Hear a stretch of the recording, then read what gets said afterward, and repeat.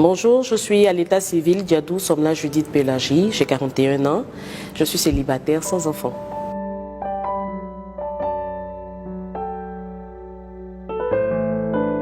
Ma vie estudiantine s'est passée dans les meilleures conditions qui soient. Comme tout bon bachelier, j'étais très heureuse d'intégrer l'université. Et je n'étais pas forcément excellente, mais je faisais quand même mon petit bonhomme de chemin.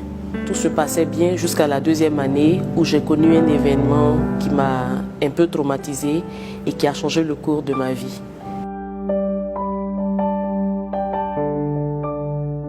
En pleine composition, le professeur qui était chargé de surveiller la compo, le devoir, s'est rapproché de moi et a récupéré mon numéro de téléphone et bon, bien entendu mon nom.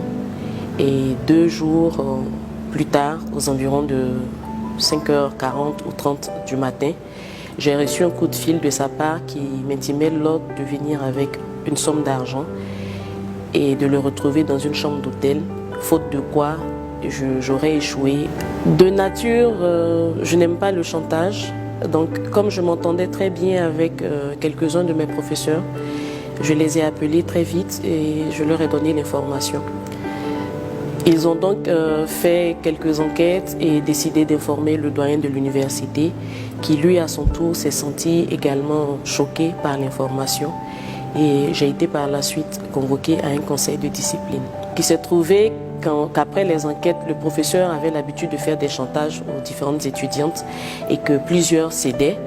Je pense que j'étais peut-être même la seule à avoir eu le courage de le dénoncer. Donc ils n'ont pas voulu publier l'information, mais ils ont pris sur eux de le convoquer, je pense de le menacer, si je pense bien, et de recorriger toutes les copies de ces matières qui posaient problème cette année-là. C'est là que mes difficultés ont commencé parce que apparemment je n'aurais pas dû dénoncer le professeur. L'information que je n'avais pas, c'est qu'il était le neveu du chef de département de notre faculté et le chef de département semblait avoir été vraiment choqué, frustré du fait que je puisse, on va dire, selon lui, salir la réputation de son neveu, le trimballer jusqu'à une convocation devant les hautes institutions de l'université. Donc il avait pris une décision que moi je ne savais pas, mais que j'allais découvrir peut-être pratiquement 10 ans plus tard. Ce qui s'est passé avant ces 10 ans, c'est que les 2 matières dans lesquelles j'avais repris étaient les matières de ce chef de département. Et j'ai dû les reprendre sur 6 années. J'ai passé 6 années à reprendre ces matières sans jamais avoir la moyenne.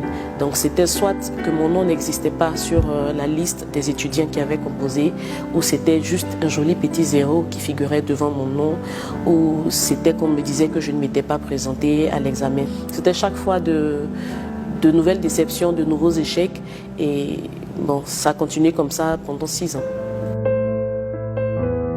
Cela a créé une forte démotivation au début, un désespoir.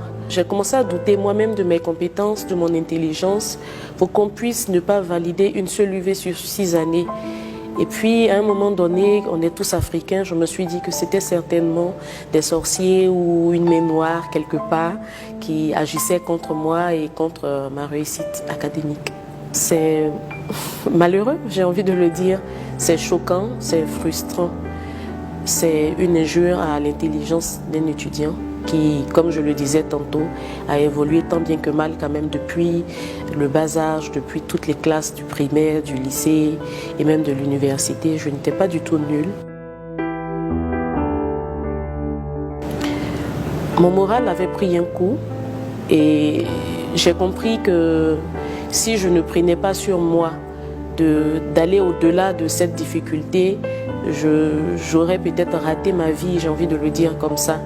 Donc à un moment donné, j'ai estimé que peu importe la difficulté, même si je n'arrivais pas à évoluer au niveau de l'université, il fallait que j'arrête le massacre en griffes et que j'essaie d'avancer dans ma vie sans ces diplômes, parce que j'étais convaincue que sans diplôme, on pouvait quand même arriver à un point assez acceptable dans sa vie, dans la société. Donc j'ai dû faire un travail vraiment très personnel, côté psychologique ou moral, sur moi-même et me dire que je devais y aller, que je devais foncer, que je devais contourner cette difficulté et prouver au monde entier et prouver à la nature que je pouvais y arriver. Le thème résilience pour moi résume toute ma vie académique, parce que j'ai dû rencontrer à un moment donné une difficulté. J'ai décidé de contourner ou d'aller au-delà de cette difficulté pour pouvoir me faire une petite place au soleil et montrer à tous ceux qui étaient autour de moi, à ma famille, à mes amis, qui me voyaient échouer au fil de ces années, que je pouvais y arriver malgré les difficultés. Et donc la leçon que j'ai tirée de cette difficulté-là, c'est que malgré la difficulté qu'on rencontre, on peut foncer, on peut trouver d'autres alternatives. On ne doit pas s'arrêter, regarder, pleurer, s'affaisser, pleurer ou être découragé, mais foncer et puis essayer de trouver d'autres solutions pour avancer. Après avoir pris sur moi de contourner cette difficulté, c'est seulement pratiquement 10 ans après que l'un de mes professeurs m'a fait la confidence de ce que le chef de département, n'ayant pas accepté que j'humilie son neveu, avait barré mon nom en rouge et avait décidé que de son vivant, dans cette faculté-là, je n'aurais jamais validé ma licence, que je ne serais jamais allé au-delà même de la licence. Donc, il m'est même arrivé de vouloir récupérer mon DUG 2 sans possibilité, parce que même mon nom n'existait plus, on va dire, sur la liste des étudiants de l'université. La page où il y avait mes notes et mon relevé n'existait plus dans le fichier de l'université. C'est de se dire qu'il n'y a pas de frein, qu'on peut toujours y arriver, qu'il suffit juste de le vouloir et de se donner les moyens pour atteindre l'objectif qu'on s'est fixé dans la vie.